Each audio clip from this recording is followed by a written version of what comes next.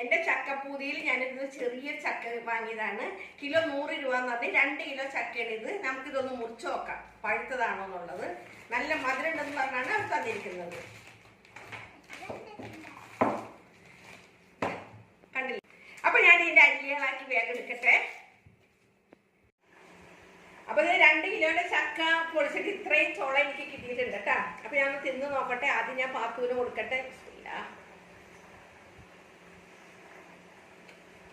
മധുരമുണ്ട്, പക്ഷെ ഒരു ദിവസം കൂടി ഇരുന്നിട്ടുണ്ടെങ്കിൽ ഇതിനേക്കാളും മധുരം വരും.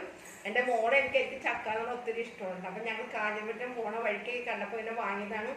പക്ഷെ ഞാൻ വാങ്ങിയപ്പോ ഇത്തിരി വില കൂടുതലാണല്ലോ എന്നാണ്. കാരണം ചക്ക എന്ന് പറഞ്ഞാൽ 1 കിലോ ചക്കക്ക് 100 രൂപ എന്ന് പറഞ്ഞപ്പോഴേ എന്നാലും വേണ്ടില്ല. ഞങ്ങൾ വീണ്ടും വീണ്ടും തിന്നോണ്ടിരിക്കാം കേട്ടാ. തിന്നോ ആടിച്ചോ.